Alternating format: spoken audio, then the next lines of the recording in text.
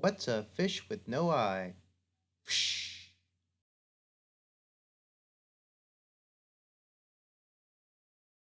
In five, four.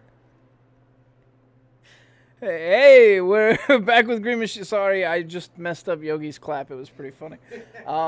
Let's see. I have had no food today, and like 3 or 4 ramene. I'm running on pure sugar and hyped up like you wouldn't believe. On top of that, like sometime this week, one of my favorite cons, my home con, told me that I was the most requested guest to be on panels with. So that felt pretty good. Yeah, so we're going to get into our book reviews of the week, and it was, I don't say this often, it was not a good week for comics. It was a great week for comics! So yeah, we had a really good week. Let's start first with Superman, the Son of Steel Unleashed. This is Superman number 8. And if you don't know, Jonathan Kent is back, and Jonathan Kent has lost a few years. He's been cruising around with Grandpa. Trying to save the universe and space, you know, like learn where he comes from, and something happens. And I can't spoil it, but the end was super shocking. I was pretty hyped about it. I think I showed it to you. I showed it to you. It was pretty cool. We can't say it. Don't spoil it. Don't spoil it. Okay. It's good. It's good. If you're a DC fan, you're going to want to see this. I mean, first of all, look at Jonathan Kent's new uniform. It's like borderline Gambit trench coat, like made into the cloak. Like, it looks really cool. Like an armored shirt. Yeah. It's like the trench coat that you'd wear like in junior high that you were like, yo, I'm defying people, but you know, he's doing the Kryptonian way. So anyway, so I would say that if you're a DC fan, you should be on board with this. If you're a Superman fan, you should be on board with this. This was a really good read, and the ending was shocking. I was surprised and happy to see these characters in play. That's all I'm gonna say. The ending will shock you. Will shock you. Yeah. Yeah, I'm clickbaiting all of this. Next is Savage Sword of Conan. So, if you don't know, Conan's had a resurgence. Marvel's sort of dusted him off and brought him into mainline. And I think there's, we didn't review it, but there's the Avengers No Going Home or Can't Go Home or something. Or Yes. it's out this week, and it's basically the Avengers crossing over with Conan. I should have reviewed it. I don't know. You should go pick up that book, probably. I don't know why we didn't review it. We reviewed Savage Sword of Conan. The other Conan book, I've had a good time with it. I haven't hated it. I didn't like the second issue very much, but the first and third were good. And this one was great. Now, I like the art less than I do with the regular Conan line. I don't know why. This is a little too gritty for me at times. However, the story was on point. This was a very good Conan story. And there's some magic in play. And usually when Conan encounters magic, like, he screams demon and tends to, like, run the other way at times. He'll deal with it, but, you know, it's sort of reluctantly. I think magic he doesn't mess with. In this case, he kind of does. That's all I'm going to say. It's pretty cool. Next, we had the Marvel's Annotated. This is an 80 Years of Marvel thing. Basically, they took a book that is an Alex Ross book and sort of broke it down, and I think it's like a crime noir book. And then not only do they like break it down, but then they break down stuff about the page, like it's sort of a storyboard kind of. And then they show some of the art, and then they even show the script. So if you're somebody who wants to get into making comics, like this would probably be your thing. And if you're somebody who's just interested as to what goes on behind the scenes with comics, this would be your thing. I write books, so I have a whole editing process, and then, you know, I use copy editing and everything else. I don't do it like this. This is a very different method, so I was kind of surprised by this. This is not a cheap book, though. This is $7.99, so you're going to pay a little bit of a tax for this knowledge, but it's good knowledge. So artist types, I would say check that out. Writer types, check that out. Next is TMNT. If you don't know, TMNT have sort of run into some problems. They've got Master Splinter is now the head of the Foot Clan, you know, and he was their old mentor, father, pretty much. He was their father.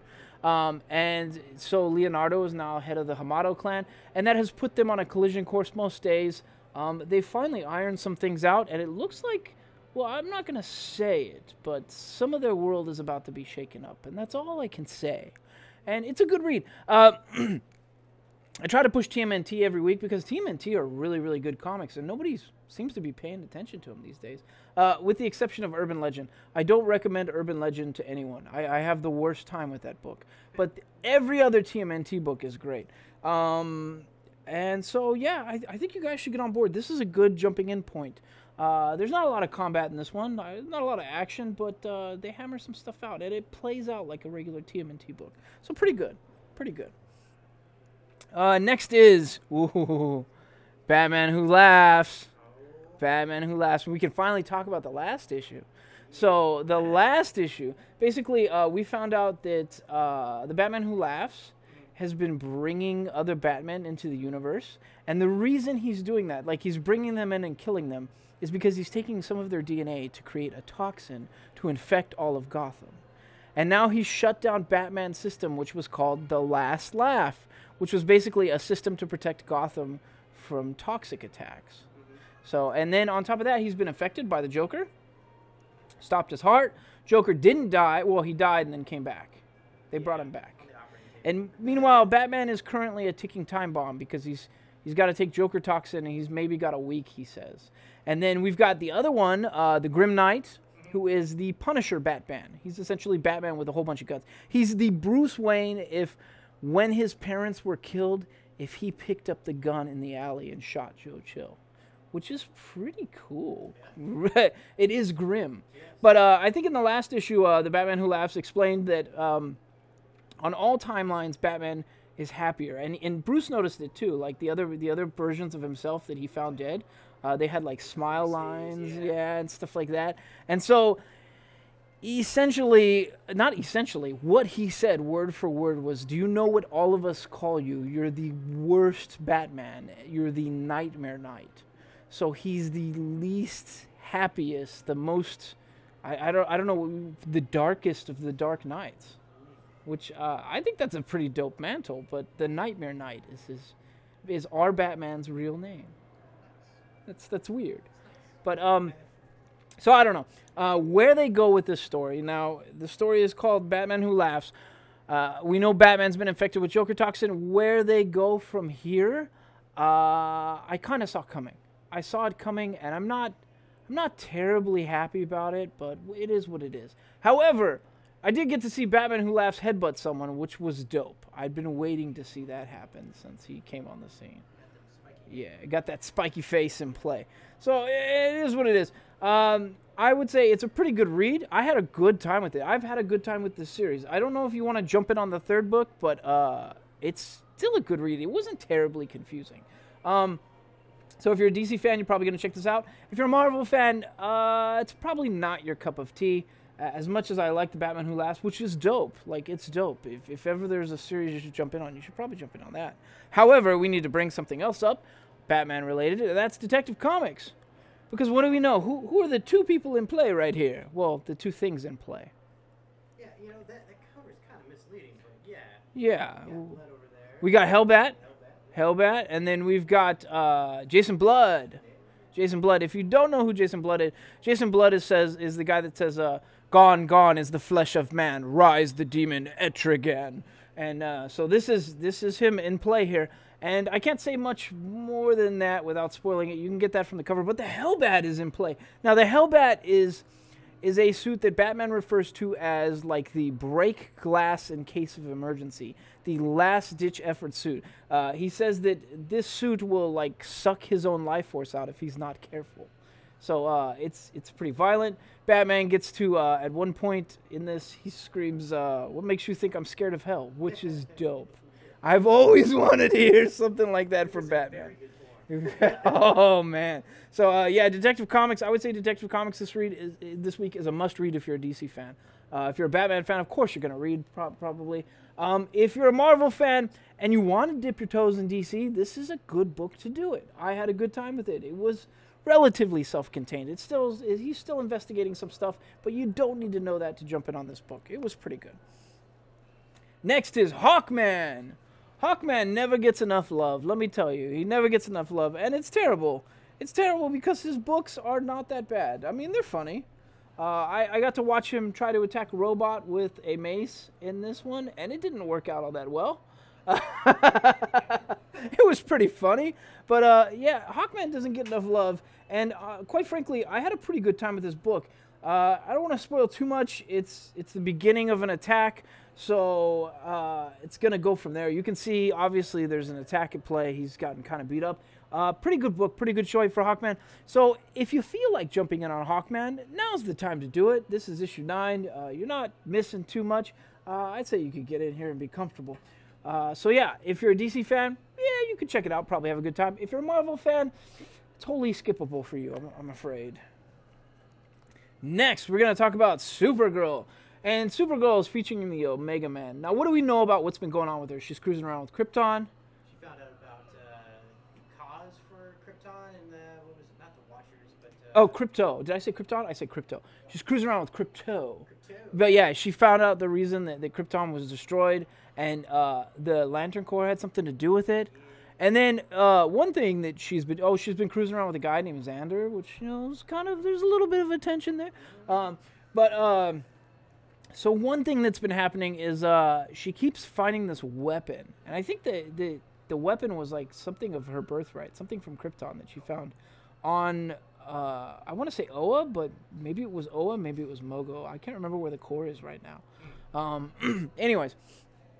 So she found this weapon, and it's a giant battle axe, and it is brutal. Let me tell you, every single time she picks up this weapon, I absolutely want her to belt out with it. It's such a cool looking axe. So yeah. Supergirl was pretty good. I hadn't been following it all that close. I still wasn't terribly confused. I think if you want to jump in on Supergirl, now's a pretty good time to do so. It's kind of in the middle of an event with her, but it's not a horrible time to jump in. It wasn't terribly confusing. If you're a Marvel fan, probably not your cup of tea, but if you want to dip your toes into it, you can. I think I would jump in on something a little stronger than this right now. Not that Supergirl's not strong. No. Sorry. That was probably disrespectful to the ass. Sorry. I love Supergirl. Next, we're going to talk about The Flash, and this is The Price, Part 2. So we saw this cover coming. Oh, we saw this cover coming, and we called it, right? We said, like, oh, look, that's Gotham Girl, and over on the side, there's the mask from Sanctuary, so she was probably involved with whatever happened in Sanctuary. And then on top of that, that mask looks like Psycho Pirate, and Psycho Pirate is who messed up her head. Yeah, so, and we were pretty much right on the money. Okay. So, I can't say more beyond that without spoiling too much. But we know from the last issue, which was in Batman, and that was that last week? My God, that was really quick. Yeah. So, we know from the last issue that she was in play, and there was a surprise ending. Should we talk? It was pretty recent. Should we talk about that surprise ending? I mean, it's still pretty recent. Let's skip talking about that surprise ending. But we knew she was in play. And we knew from, I think, the second issue of the current Batman run that she might be Bruce's undoing. And so we already knew all of that stuff was kind of happening. So that's not too spoilery. What I love about this, though, is you remember in Heroes in Crisis where we had Blue Beetle and Booster Gold trying to be detectives, and they're the worst detectives ever? But Batman and the Flash are the dopest detectives ever. Like, they're great when they're working together, and I love, like, books where they're working together. I think the last one, The Button, was really, really fun. The last Batman with Batman and Flash, the first part of this was really fun, too. This one picks right back up with it and continues on. And so they're trying to figure out what happened. They've already established that what happened in Central City was caused by a person whose shadow was on this cover. Am I being too spoilery? I might be being... Maybe. I'm trying not to. One thing I liked about this book, though, is... And I'm going to reveal one line, okay? One line. So at one point... It's 2 lines. At one point, Flash says... he says, yeah, elementary, dear Watson. And Batman's like, am I Watson in this? She's like, who are you to call me Watson? I'm the greatest detective ever. I thought that was great. This book was outstanding. I had the best time with this book. I would say if you're a DC fan, jump in. It's not too late to jump in on The Price or Heroes in Crisis. It's a little, like, pretty late into the run, but you might be able to. The price, however, you could jump in still. It's only the second book. I would say this is totally pick this up. If you're a Marvel fan looking to dip your fans in, looking to dip your fans, looking to dip your toes in DC. I say that too often. I gotta get a new phrase for that. But nonetheless, this is a good jumping off point, I think. Hey, next is Gunning for Hits. So Gunning for Hits, we found out what last book. So it's about the music industry. It's basically following a guy that signs labels or signs bands to labels, and he breaks down the whole music industry. And in the last one, like, he was trying to sign a band, and the band's manager was the lead singer's girlfriend, which is not a good move. Everyone, I think, knows that. Even people not in music know that. And she was making a bunch of weird demands of the guy, and he was like, yeah, okay, I can do this. I can do this. I can do this. And then she demanded a sex act with him and the lead singer, which was pretty awkward. And at the end of the issue, the guy pulled guns. He straight up pulled guns. So it turns out he's not just a record exec, he's also an ex-hitman. And that was established. And this is continuing on. And so one thing I like about this book is not only the story's pretty good. I mean, it's interesting following a record exec. It's cool seeing, like, having the sins of his past come back to haunt him, which they do in this book.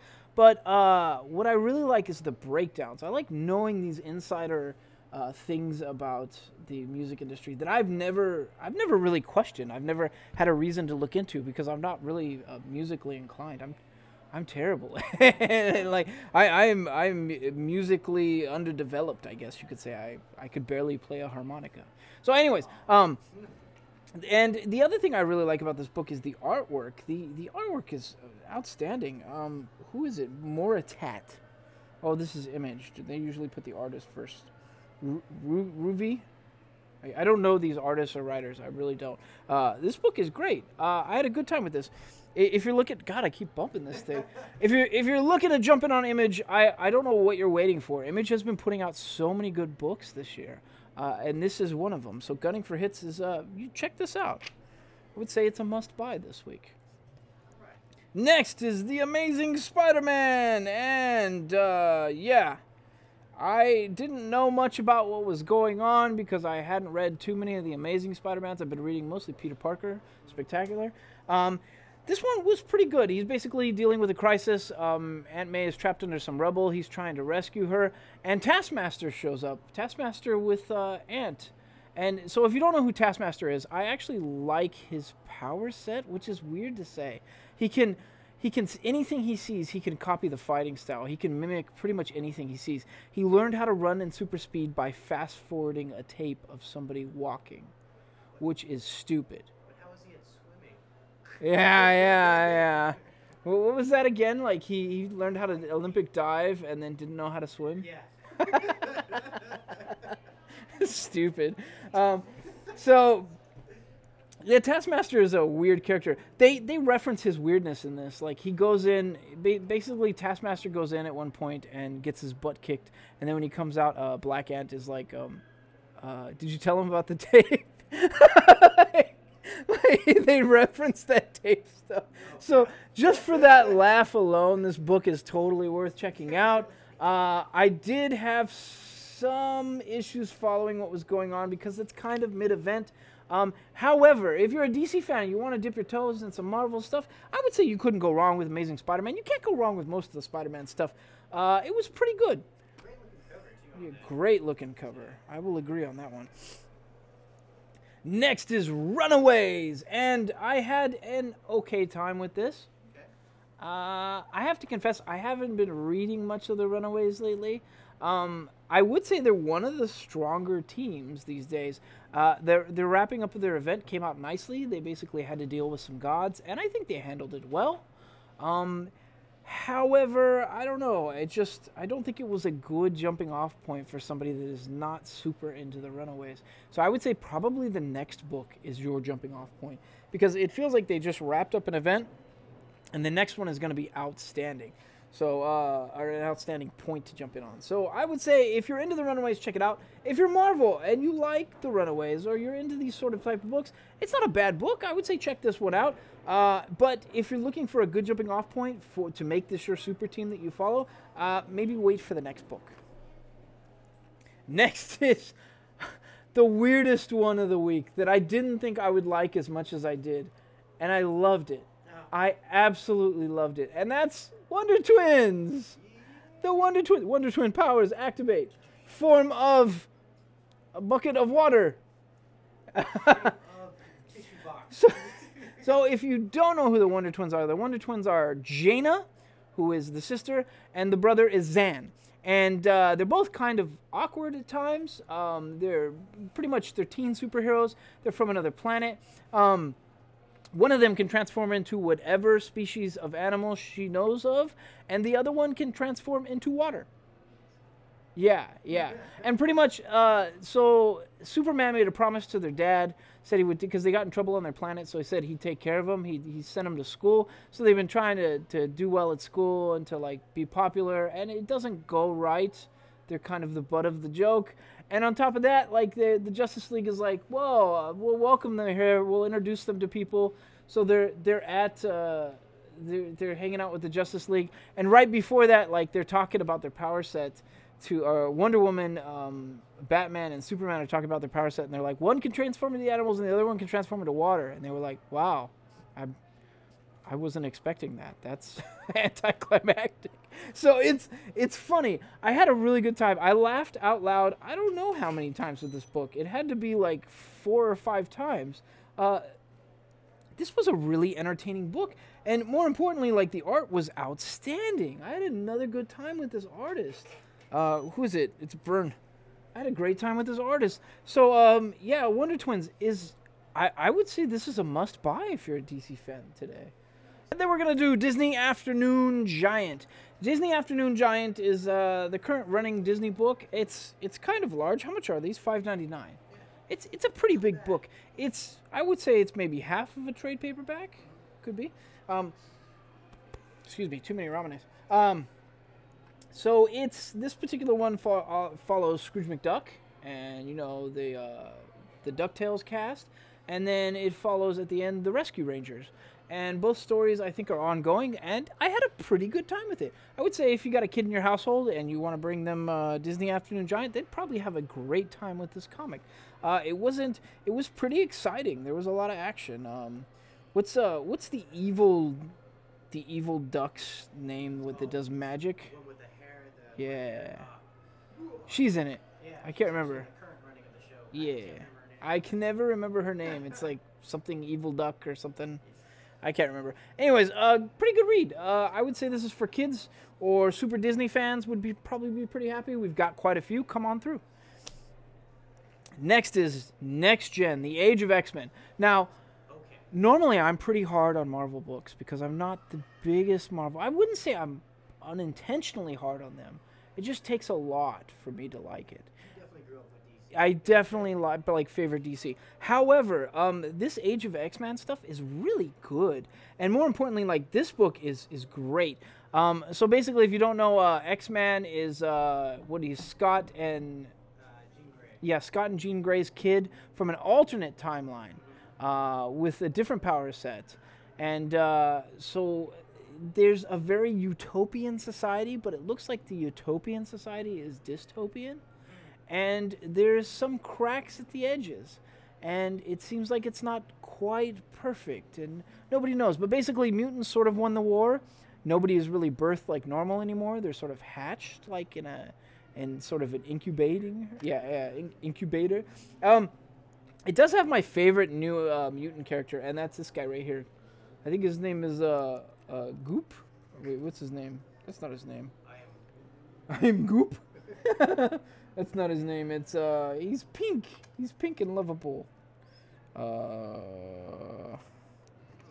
Globulus. Yeah. So his name's Glob. I like him. He's a big pink skeleton dude with like his floating eyes and stuff.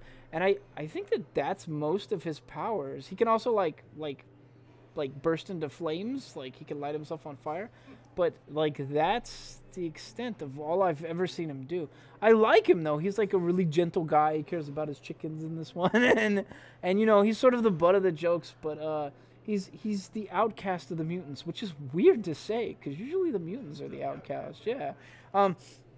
So, yes, there's cracks at the edges of this utopia. That's pretty much what all of these Age of X-Men books have been, and this is continuing in that tradition. And I'm more interested in the new cast than I think the old cast, which is wild, right? Like, I like these New Mutants. I like a lot of them. I want to see a lot more of them. So, I would say if you're a Marvel fan, jump in. If you're an X-Men fan, jump in. If you're a DC fan and you want to dip your toes into something Marvel that's really good, this... Yeah, this. I would say this. Next is Justice League Dark, and yeah, who's in play? So yeah, I didn't recognize it until it was like all the way away from Yeah, who's in play? Who do you think it is? That would be a Doctor Mask, right? Yeah, that's Dr. Fate. That's Dr. Fate. But we already know there's issues with Dr. Fate currently. I think he lost his helmet like early on in the series, and when the other kind, I think they're called. Pretty much the evil primal magic wielders that have like taken to killing people of magic in this world, and they accidentally brought in. Well, so that's happened in like previous issues.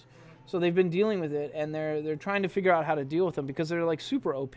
And the last time Wonder Woman dealt with one of them was where she got triggered and became like that giant magic wielding witch, like finder. What was it called? Witching Hour, yeah. Hey, kind of busy. So this is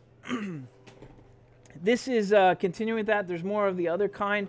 On top of that, they've taken refuge in one of my favorite places in all of DC Universe, the Oblivion Bar. I don't think the Oblivion Bar is used that much. They used it in Dark Knight's Metal.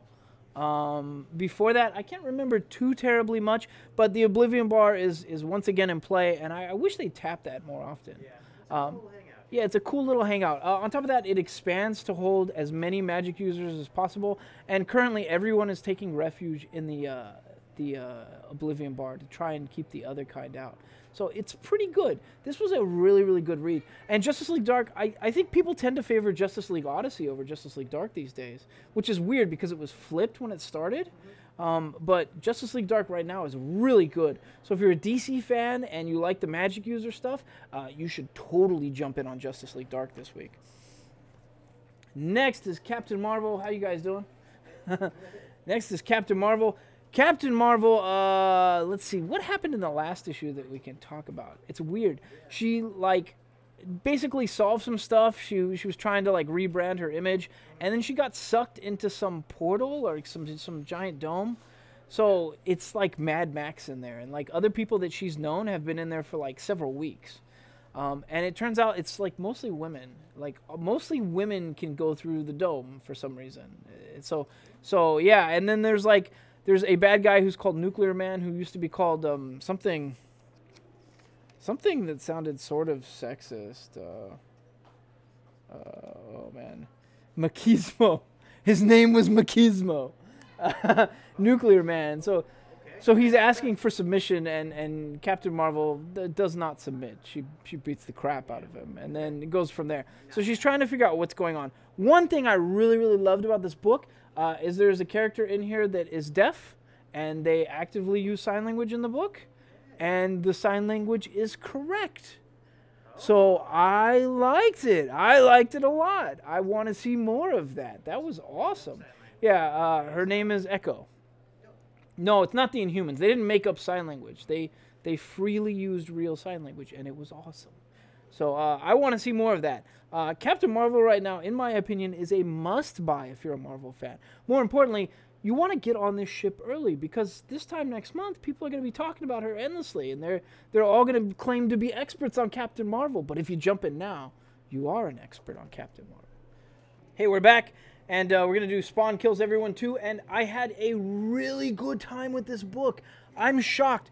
I did not like the first one at all. I think I described it as toilet humor. Yes. And this one was really, really good. This was a good showing. So basically, Spawn wakes up today, and he finds out that a whole bunch of heroes are dead.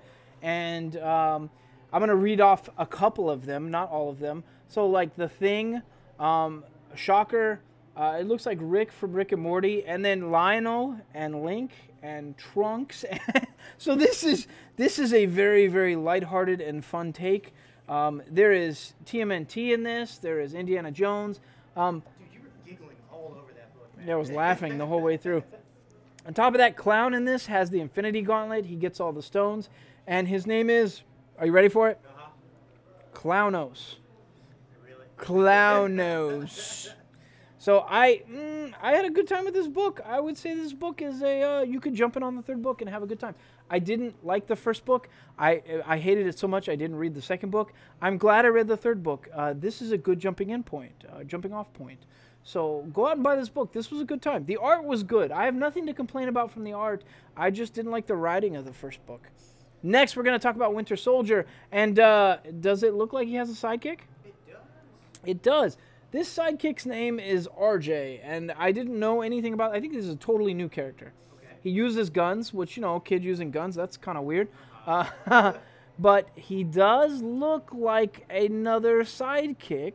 That's like a Batman and Robin It character looks right there. kind of Yeah. like a Robin. His name is RJ, which could be Robin Jr., maybe. And then he says at one point, he's like, you could pick whatever name you want. You can make your name Rick and then knock off the K and just spell it like R-I-C, like you're sort of edgy.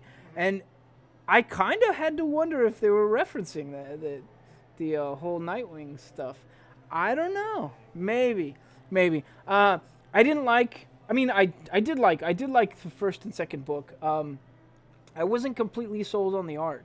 The art's still kind of iffy for me. However, they do some surreal stuff in this one, and I had a really, really good time with this book. So I would say I didn't think the first one was a must-buy. I didn't think the second one was a must-buy.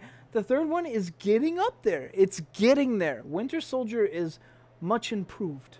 Let's just say that. So it's a pretty good buy. If you're a Bucky fan, a Winter Soldier fan, even a Cap fan, and in fact, I would probably recommend Winter Soldier over Cap these days because I don't know, I'm not having the best time with Cap these days. It's sad but true. Yeah. So next we're going to talk about Rat Queens. So Rat Queens is an amazing series. I don't know why more people are not buying Rat Queens. Y'all buy the Rick and Morty Dungeons and Dragons stuff because it's Dungeons and Dragons. This is a Dungeons and Dragons campaign if most of the players were women and they were all drinking and doing a lot of drugs and cursing the whole way through. It's great. It is outstanding. I have so much fun with Rat Queen's books, and this is no exception. So one of them has achieved God status level. I wonder which one from the cover. And they're sort of grappling with like a dungeon end boss right now. And it's damn good. Everything out of Rat Queens is damn good. I don't think this is the best jumping off point because it's mid-event. But if you're going to get into Rat Queens, you might as well. It's not terribly confusing. And I think more people should be buying this. This is some of the best stuff coming out of Image right now. So Rat Queens. Go Rat Queens. I need a Rat Queens shirt. Which is weird because I have a phobia of rats and mice. But I love Rat Queen. Next, we're going to talk about Dead Man Logan. Hey, what's going on? Dead Man Logan is pretty good. Okay. Pretty good. I would say much improved. This basically comes on the heels of Logan is dying. He's dying. His body is poisoning itself, and he's not healing himself. And I think he might, actually, it's hinted at that he might consciously be not healing himself at this point, which I didn't know he ever had any control over that, but he could. Yeah. So he's basically decided he's gonna die, and that's it. And so this is picking up from that.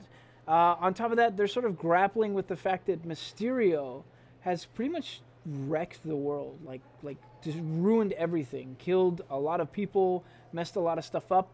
And on top of that, Mysterio is in play in this book. And I love Mysterio. I've loved Mysterio since I was a little kid reading like way comics back then, like Spider-Man. He was one of like Spider-Man's main villains. I like Mysterio. I've always liked his power set. I've always liked the way he was drawn. I think he's a cool looking character. Isn't he in the new Spider-Man movie too? Yeah, and it looks like him too. Yeah. So Mysterio's in play. He's in this a lot. I had a damn good time with this book, which is weird to say because I hate the Old Man stuff. Save for Old Man Quill. I had a pretty good time with Old Man Quill. I did not like Old Man Logan or Old Man Hawkeye. I couldn't care less. And yet, had a great time with Dead Man Logan. So I would say if you're a Marvel fan, this is a must-buy this week. I had a pretty darn good time with this book. If you're a DC fan and you want to dip your toes in something, the Dead Man Logan's not terrible. not terrible. I don't know if I would invest myself wholly into the series just yet because of how I felt about the other books, but I'm going to wait and see. Next is Ironheart. Oh, man. It pains me to say this. It was totally awesome. I had a great time with this book. No, I had a damn good time with this book. The art in this book is outstanding. Remember we read the first Ironheart? Yeah. And I was like, it was fun. It was fun. It was a little campy at times, but it was fun. This was much better. I like the fact she's essentially another version of Tony. Only at times, like, her ego might even be a little more inflated than Tony Stark. Like, I love that fact. On top of that, she's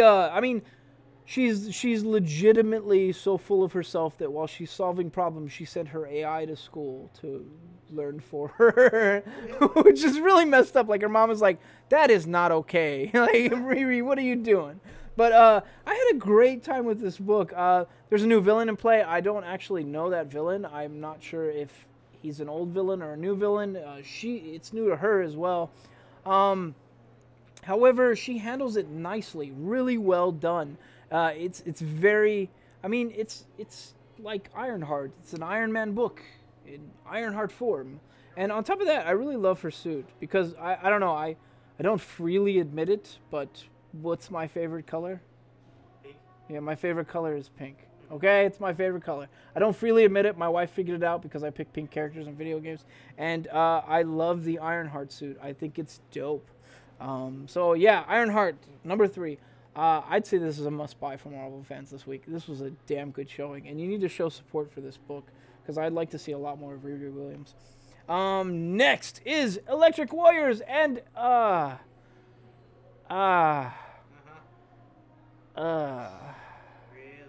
really not good. Okay. Not good. Do you remember Sideways when they did that whole, he went into the other dimension and he encountered people from the other, and I know they've been used in other books, but I don't remember, but they were really kind of gross looking. Like, it's filled with that. Like, one of the main characters is like Baraka from Mortal Kombat is what he looks like. Yeah, so they're not cute and cuddly characters, which would be fine, right, if the story was clear. And maybe it's because it's because I've jumped in 4 books, but there's some kind of gladiator games. It's super confusing, and I can't really find anything redeemable about the characters. On top of that, I didn't like the look of any character in this book, which is a shame. Like, the art is pretty good. However, the characters were sort of gross, like really gross. I don't know. If it was a horror comic, I could see with it looking that way, but this is very sort of sci-fi, and I think they're trying to tell a good story that's got like a lot of twists and turns. Very confusing. The art was not good for me. I mean, the art was good, but the style, it was just, the characters were not appealing. I don't know. Obviously, I've jumped in on the 4th book, but this is not a jumping off point for anyone. So if you're into Electric Warriors, which I don't know who is, nobody's bought this shit. But if you're into Electric Warriors, maybe you're okay with this. If you're anyone else, probably wholly skippable. Probably wholly skippable. It's a lot of adverbs. Yeah. Getting adverby. I hate to criticize books we sell, but that one was not good. But here's this one. Here's Red Hood Outlaw. And this is great. Okay. Yeah, I had a good time. There's Wingman, which is an old iteration of Jason Todd. Old iteration from, like, Batman Incorporated. And I didn't know that until the last book. Like, I was like, I've seen him before, but I honestly thought it was like the Batwing. I thought it was Batwing at first. It's not. So yeah, so that's in play. He's basically dealing with a character called Solitary, which is the weirdest name for this character. This character has 3 faces. His name is Solitary, and he's never alone. That's weird. So he finds himself in a Mexican prison. There's a couple revelations which are sort of deep, but not quite.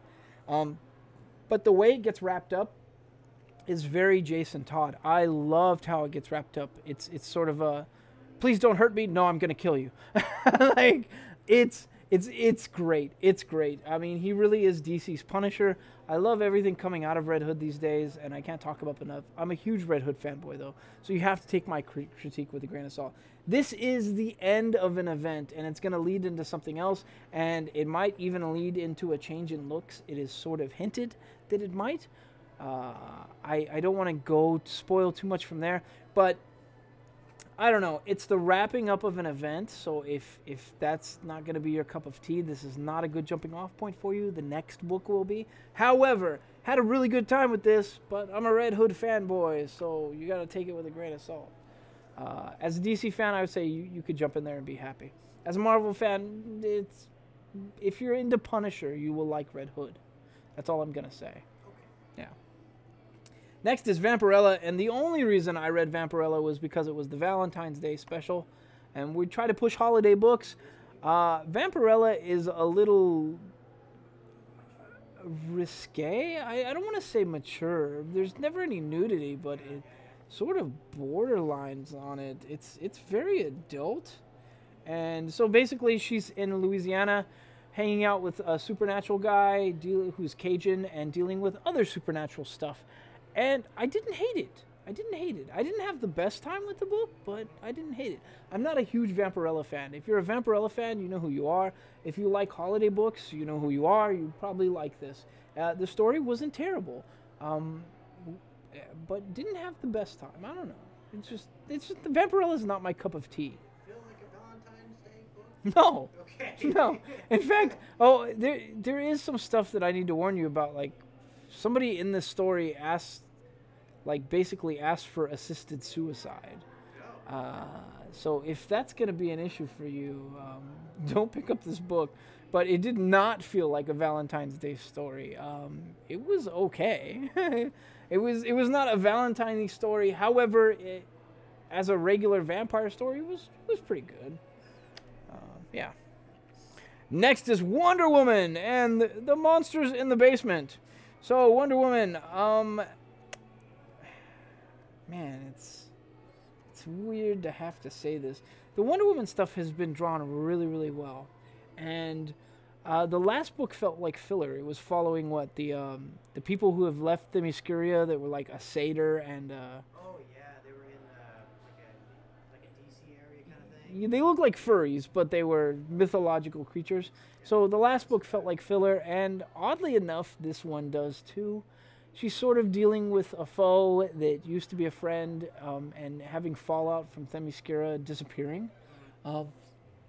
So she doesn't know where that is, so she's kind of a refugee in her world now, I guess, is the way it was worded. And she has to deal with a new foe that is negative publicity. What? Yeah, it sucked. Really? Yeah, for a Wonder Woman book, it sucked. I don't know. I expect more from Wilson. Came off the heels of Witching Hour, man. That was like a Witching Hour was dope, right? What's going on? I don't know, man. I wanted to like it more, They're waiting for like dust to settle before but they start something else. it felt like a filler book. It felt like a filler book. Maybe it's building towards something else. I hope not, because if it's building towards something else, this is a sucky build-up. I hope it gets better. I know our boy Mick Gray is working on Wonder Woman these days. I don't think he worked on this particular book, but I hope for better things in the future. I don't know. This book is wholly skippable, and I hate to say that 2 times in a row for Wonder Woman, because I love Wonder Woman. Her show, the Wonder Woman in Justice League Dark right now is awesome. It is what it is, man. Next is a very strong showing out of SpiderGwen Go Spider. So this picks up after the events of Spider-Geddon. She's sort of grappling with that stuff, and she's playing with her band, the Mary Janes, which if you know anything about Spider-Gwen, she's in a band called the Mary Janes, and they're pretty successful. I like that. So this follows the events of Spider-Geddon, but more importantly, this follows the events of her mainline book, which involved her turning herself in for something that she had done, and like revealing her identity to the world. So she's still a hero. People still respect her. Everybody knows she's Spider-Woman. So she goes around, they're like, hey, you're Spider-Woman. And she's like, oh. Like, she legitimately goes to enroll at, like, community college in this book, and people recognize her, and she's like, peace. Like I don't want fame. I hide in the back. I'm the drummer in the back for a reason. Like, I'm not the lead singer. So, but what I liked about this is it's a hero realizing that her place in the world is to be a hero. And that's always a good story. Like, it feels very sort of old-style Spider-Man writing, and I had a good time with it. So, SpiderGwen, if you are dipping your toes into Marvel as a DC fan, you will have a good time with this book. If you are a Marvel fan, you will have a good time with this book. If you are a Spider-Gwen fan, which I am, you will have a good time with this book. I was a little critical of her book in SpiderGwen. Remember that? Because those books felt like filler. This does not. This is a great showing. So, yeah, had a great time. Can't wait to read more SpiderGwen. Okay, and now we're going to go over Goddess Mode. I keep bumping this thing. Is my sound still working? Yep. Okay. Goddess Mode is a book written by Zoe Quinn, which I never played her game. She had a game called Depression Quest, and she was the center of the huge Gamergate controversy, which was messy. And I would never go into more of that than I have to. That's how I know Zoe Quinn. And I was completely shocked to find that I absolutely fell in love with Goddess Mode. I had a great time with the first two books, and this one is no exception. I had a darn good time with this book. She figures out part of her powers in this. So, what do we know about Goddess Mode? It's a very... So the book itself feels like a mix between Neil Stephenson's Snow Crash and like William Gibson's Neuromancer. It feels very, very cyberpunk. On top of that, like there's a magic tie-in. They can go into this virtual world and deal with like stuff with magic directly. On top of that, like they have like nanotechnology in their brains, so they can see the internet like through the real world. And it's very surreal. It's fun. The art is outstanding, and the writing is great. It's a great showing. I don't know if Zoe Quinn has written any other comics, but I kind of want to go read them. I know she's written a book or two. This was a damn fine showing. I had a great time with this book. I can't wait for Goddess Mode 4. I don't want to spoil anything more. It's hard not to. So basically, all you need to know is she discovers more of her powers. That's it. This is a great read. I don't know if you want to jump in on book 3. I don't think you might be a little confused if you jump in on book 3. I don't think it's a good jumping off point for you. I would say book 1 or book 2 would be better. However, great story. Right? And let's talk about the colors we like. Yeah. Colors we like and books that I have fallen in love with. And this one is no exception, and that is Blackbird. I've been singing Blackbird's praises since it dropped. This is a Sam Humphries, Jen Bartel. The art is so beautiful in Blackbird. This follows a woman who she basically idolizes magic, and she read about paragons. I think she read about them like in games or something, and then on top of that, she would play like games, like role-playing games involving it. And they're basically wizards. On top of that, she had read on message boards that they were real. She didn't know if they were real, but she saw something when she was younger. It involved an earthquake. She saw like a big sort of glowing creature that they called the Beast, I think it was. And essentially, it turns out like her mom disappears, her sister disappears. She's sort of all alone. She's kind of grappling with stuff. She encounters some of the magic, pulls back, and it turns out her mom is involved in some of this magic. So her mom, who has been dead, or she thought was dead.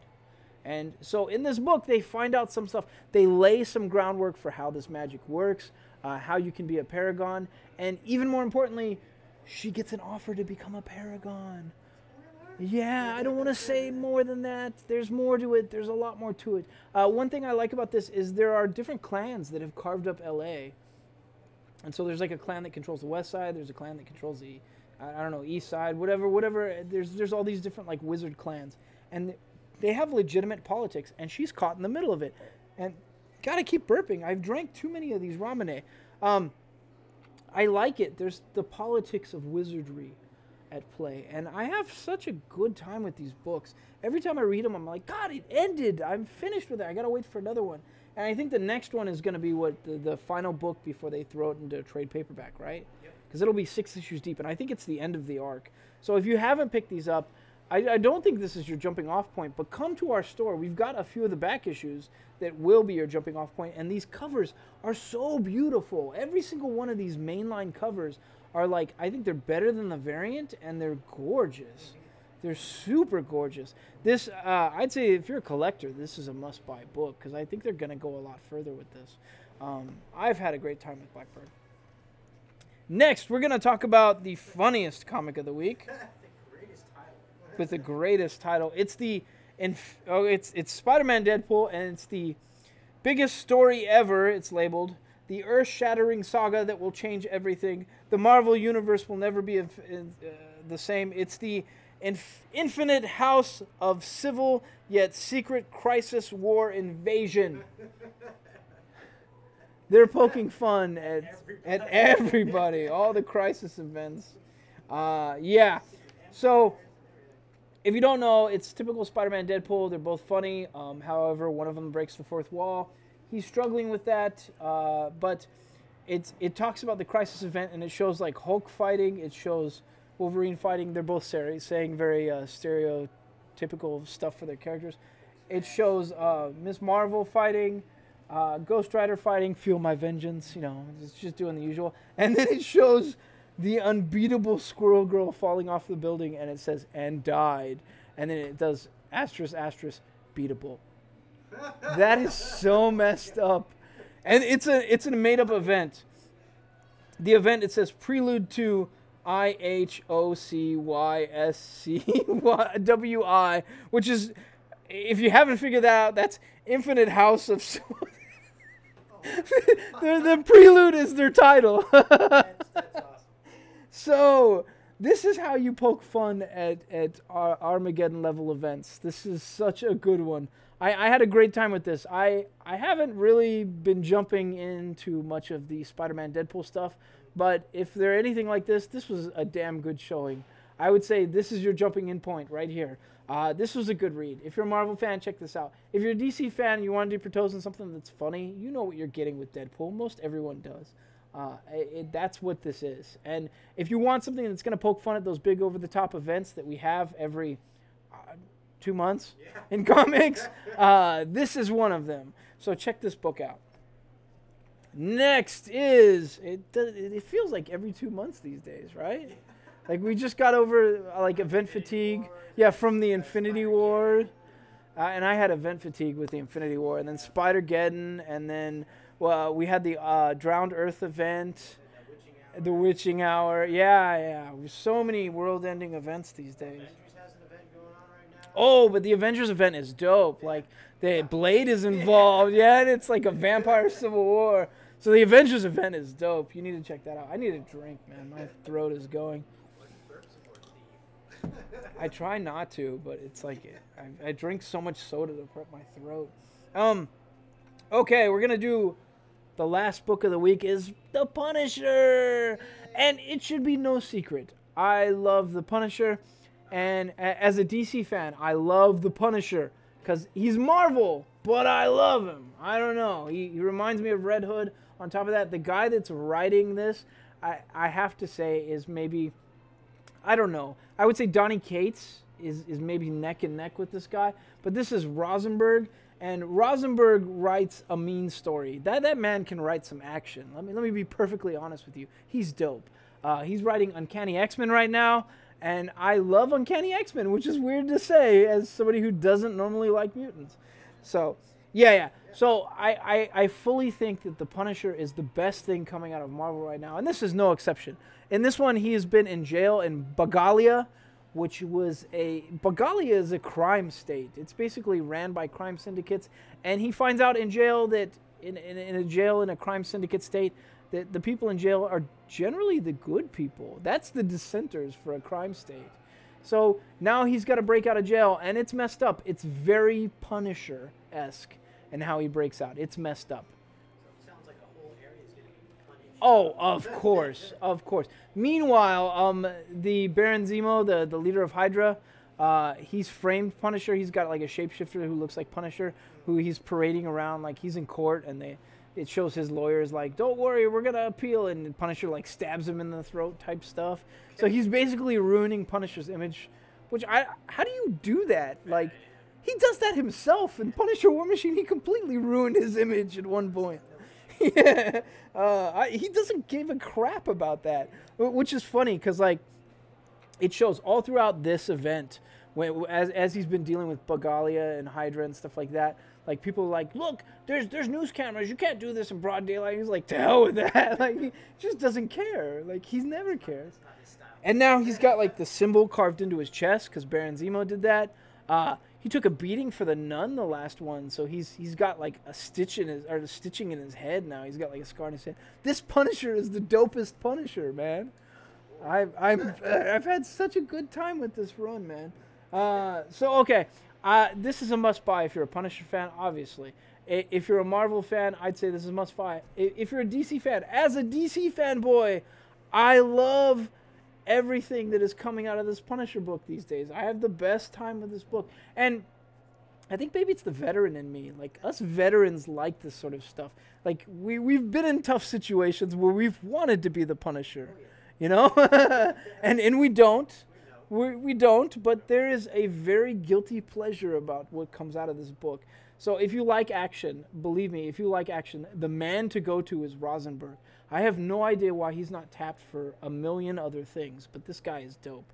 I mean, I think he is tapped for quite a bit of stuff, but he should really be writing, like, movies these days. Like, it feels like it. Like, if he turned this Punisher series into a movie, it would be the best thing ever. Nobody would shut the hell up about it. Keep in mind, that Punisher that's going right now, I love that guy. So I don't want to criticize that, but, yeah. So I don't know. Oh, he's writing Uncanny X-Men, Punisher. What else is he writing? I know he writes a lot, dude. Oh, Multiple Man. Multiple Man. I've got that trade. I need to read that trade. But, like, everyone who I've talked to about Multiple Man has said that, like, they're like, oh my God, trying to figure out the ins and outs of that story is insane. And so I'm waiting to catch up on that this weekend. But yeah, I love Rosenberg. I didn't know anything about that guy when we jumped into, when we opened the store. I didn't know anything about the guy. And now he's like one of my favorite writers. So, yeah. That's our wrap up for the week. We need to do the drawings. Do you want to look them up while I'm pulling them out? I'm going to spin the wheel. We have another giveaway too. That's going to be for the event. We have a Smash Brothers tournament, which will be on the 23rd, and we're going to start at 4 p.m. So it's a Saturday. We'll have another Smash Brothers tournament. We'll move stuff over. It'll be just like last time. However, the winning prizes are going to be a gift card, $5, $10, and $20 gift card. I think we worked out. I think that's what we worked out. And then on top of that, somebody has donated a Marvel secret box. Is that what it is? It's one of those like loot crate type boxes, but with I think it's Marvel X-Men.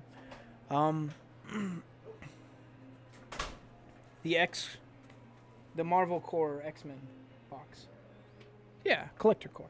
So we haven't opened it, but that will be given to the grand prize winner. So he'll get a couple things. That's the 23rd. So come on through, practice your Smash skills, because my Ike is dope, and I'm going to be in the tournament, and I will whip most of you. And that patch will be in play. So, yeah, if you want to play Piranha Plant, Piranha Plant's going to be active in this one. Yeah. Are you ready? You ready? Okay, so I'm going to pull out some names. These are going to be people that win posters. There'll be people that win posters this week. So if you hear your name, you got to come on through and pick up your poster. 66. Alrighty, we're looking at Frank Who because you put it back in there. Oh, we have to shuffle it. Yeah, take it out. Take it out and put it back in there. We'll put it back in there. Okay. We can't do Frank because Frank won last week. Yeah, you still got to pick up. Yeah, Frank, you got to come pick up a poster already. Look, you got that twice. So 148. 148. Michael Gomez. Michael Gomez. You got some books to pick up too, dude. Come on through. You got your books, man. Next is 68. We are looking at Genesis. Genesis. Oh, he's a good customer. That man likes Pearl. He's got good taste in books. Yes. Next is 14. 14. Wow. Warner. Robbie Warner. Right. All right, the Flash Man. Do we have a Flash poster? We I might. don't think so. But, We'll see. Maybe one more. So yeah, last one. I thought we were doing 4. Okay, let's do 4. 26. 26. 26. We are looking at James Lentada. Ah, one of my favorite regulars. I don't play favorites here. James Lentada. If you don't know, James competed for us at the Smash tournament Genesis. Yes. So he was up there in Oakland, and he played against like one of the top 10 players for the last Smash game. And well, he did a good showing. He lost, but we're proud of him, and we're probably gonna sponsor him for another tournament. So yeah, that dude, he's a dope Smash player too.